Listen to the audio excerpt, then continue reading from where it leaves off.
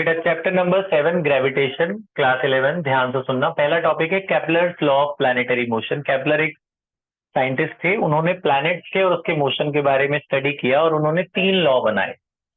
First law का नाम था law of orbits. First law का नाम था law of orbits. Law of orbit states that every planet revolve around the sun in an elliptical orbit. हर planet sun के around घूमते हैं। तो कैसे घूमते हैं? जैसे मान लो ये वाई एक्सिस है, ये एक्स एक्सिस है, ऐसे रोटेट करते हैं प्लैनेट, इसे इलिप्स कहते हैं। ये जो इलिप्स होता है, जैसे सर्कल होता है वो तो पूरी तरह गोल होता है, इलिप्स इस तरह से ओवल शेप में होता है। इलिप्स में 2 डायमीटर होते हैं, एक ये बड़ा वाला डायमीटर, एक छोटा। इसे मेजर एक्सिस कहते हैं, इसे माइनर एक्सिस कहते हैं। यहां से यहां तक ये मेजर एक्सिस होता है और यहां से यहां माइनर। तो प्लैनेट जब घूमेगा तो ऐसे घूमेगा, ऐसे। और सन कहाँ होता है? इलिप्स के 2 फोकस होते हैं, एक यहाँ पे फोकस होता है, एक यहाँ पे फोकस होता है। तो सन इन दोनों में से एक जगह हो सकता है। हो सकता है सन यहाँ हो या हो सकता है सन वहां हो। तो सन तो एक ही जगह रहेगा, चाहे इस फोकस पे चाहे उस फोकस पे रहेगा। जैसे कई प्लैनेट ऐसे घूमेंगे तो उनके लिए सन यहाँ है, कई प्लैनेट हो सकता है यहाँ से घूमे ऐसे से करके, तो उनके लिए सन इधर है, तो उनके राइट वाले फोकस पे होगा वो। तो सन इन दोनों में से एक फोकस पे होगा। प्लैनेट इस तरह से इलिप्स के ऑर्बिट में घूमते हैं। तो every planet revolves around the sun in an elliptical orbit, is called law of orbit. Second is called law of areas. Law of areas कहता है कि मान लो प्लैनेट यहां है अभी, ठीक है, और हमने प्लैनेट से सन को ज्वाइन करा, एक लाइन हमने ज्वाइन करी। मान लो 10 घंटे बाद प्लैनेट यहां पहुंच गया इधर, फिर हमने इसको भी ज्वाइन करा, तो ये एरिया कवर कर रहा है। जो प्लैनेट है वो कितना एरिया कवर कर रहा है? प्लैनेट और सन के बीच में जो एरिया कवर हो रहा है वो ये हो रहा है। कितनी देर बाद? मैंने बोला 10 घंटे बाद। 10 घंटे बाद प्लैनेट यहां से यहां पहुंचा, तो अगले 10 आवर्स के बाद मान लो प्लैनेट और आगे चला जाएगा। मान लो प्लैनेट यहां आ गया अगले 10 आवर्स के बाद, तो आप फिर से सन और प्लैनेट को जब ज्वाइन करोगे तो ये जो एरिया आएगा, ये वाला एरिया, वो पिछले वाले एरिया के बराबर होगा। सन से प्लैनेट को जो ज्वाइन करने पर जो एरिया बनता है वो एक फिक्स टाइम इंटरवल पे फिक्स एरिया बनता है। मतलब पहले 10 आवर्स में जो एरिया बना, अगले 10 आवर्स में भी वही एरिया बनेगा। तो इसको कहते हैं areal velocity. da/dt is called areal velocity. जैसे नॉर्मल वेलोसिटी होती है डिस्प्लेसमेंट बाय टाइम, तो उसे डिस्प्लेसमेंट वाली वेलोसिटी कहते हैं, इसे बोलते हैं एरियल वेलोसिटी। तो areal velocity of a planet is always remains a constant. तो areal velocity always remains a constant. ये जो एरियल वेलोसिटी होती है बेटा, इसकी वैल्यू याद रखना, ये बराबर होता है L/2m के। L is called angular momentum, m हो गया मास, मास ऑफ द प्लैनेट। तो एरियल वेलोसिटी हमेशा कांस्टेंट रहती है, मास भी कांस्टेंट रहता है, mass is always constant and angular momentum is always constant. 1 minute Deepanshu pause कर दे बेटा। गोविंदजीत पॉज, लाइट। गोविंदजीत स्टार्ट कर दे बेटा।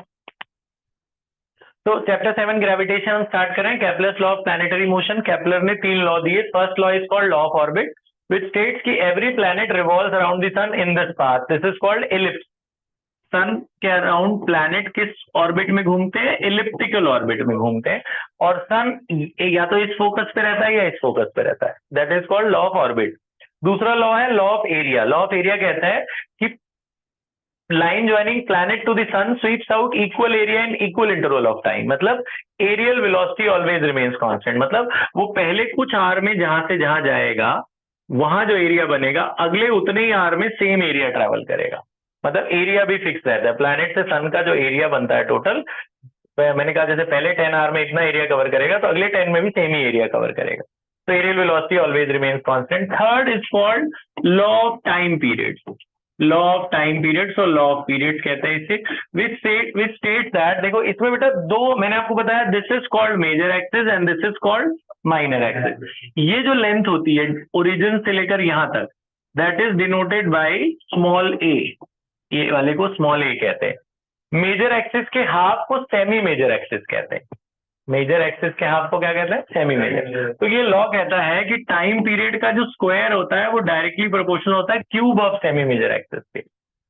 जितना जितना ज्यादा डायमीटर होगा उतना ज्यादा टाइम नहीं लगेगा उसे घूमने में, है ना। फिर प्रोपोर्शनैलिटी हटाते हैं तो यहाँ पे एक कांस्टेंट आ जाता है। तो ये time T square equal to K A cube. तो अगर पहला प्लैनेट है उसका टाइम पीरियड T1 है और उसका सेमी मेजर एक्सिस A1 है। मान लो दूसरा प्लैनेट है, उसका टाइम पीरियड T2 है और उसका सेमी मेजर एक्सिस A2 है। तो इनको अगर हम डिवाइड करें T1 बाई T2 को, T1 square by T2 square, तो के कट जाएगा, क्या बचेगा, A1 cube divided by A2 cube. तो this is the formula, T1 square by T2 square equal to A1 cube divided by A2 cube. ठीक है, बात समझ में आई? तो ये आपके 3 लॉ हैं केपलर के। अब इनके ऊपर क्वेश्चंस आते हैं, वो क्वेश्चंस कैसे आते हैं वो जरा आप देखिए ध्यान से। ये यहाँ तक बात समझ में आ गई? अब इस थर्ड लॉ पे क्वेश्चन आता है बेटा, थर्ड लॉ।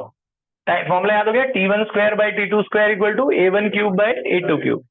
क्वेश्चन ये है, ध्यान से सुनना, if if the semi major axis of the Neptune, या कोई भी प्लैनेट ले लो, semi major axis of a planet is two times that of the earth. Semi major axis of the planet 2 times that of the earth, मतलब A2 की value 2A1 दी हुई है अर्थ के हिसाब से। A1 है अर्थ का सेमी मेजर एक्सिस, A2 है उस प्लैनेट का, नेपट्यून का सपोज। ठीक है, तो आपको बोला कि बताओ उसका टाइम पीरियड क्या होगा, what is the time period of rotation of the Neptune around the sun. Question इतना ही है बस। क्वेश्चन समझ में आ गया? तो करना कैसे है, इस तरह से करेंगे बेटा, इसको 2 टाइम्स दे रखा, तो फॉर्मूला वही लगाना। क्या formula, T1 square by T2 square equal to A1 cube by A2 cube. T1 earth का टाइम पीरियड है, अर्थ का टाइम पीरियड आपको पता है, अर्थ सन के अराउंड 1 साल में पूरा चक्कर लगा लेता है। तो T1 की वैल्यू 1 ईयर है, 1 ईयर। तो T1 की वैल्यू 1 डाल देते हैं। T2 हमें पता नहीं है, A1 हमें नहीं पता, लेकिन A2 और A1 का रिलेशन पता है। A2 कितना है, 2A1, तो A2 हटाकर क्या लिख देंगे, 2A1 का क्यूब। तो यहाँ हो गया बेटा A1 क्यूब, 2 का क्यूब क्या होगा, 8A1 क्यूब, इधर 1 अपॉन T2 का स्क्वायर। A1 क्यूब कैंसिल, है ना, क्रॉस मल्टीप्लाई करेंगे तो 8 is equal to T2 square. तो T2 की वैल्यू कितनी आ गई, तो √8 है ना। तो √8 पॉइंट में निकालना है बेटा, A2 √2 होता है, 2 √2। अब √2 की वैल्यू आपको पता है 1.414 होती है।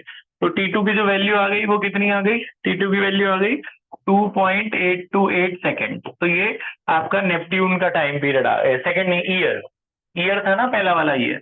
तो मतलब कि 2.828 ईयर्स लगेंगे दूसरे प्लैनेट को, यानी नेपट्यून को सन के अराउंड पूरा रिवॉल्व करने में। ये बात समझ में आ गई? ठीक है, तो ये इस पे हम पहले क्वेश्चंस करते हैं, फिर आगे बढ़ते हैं। पास कर दे बेटा।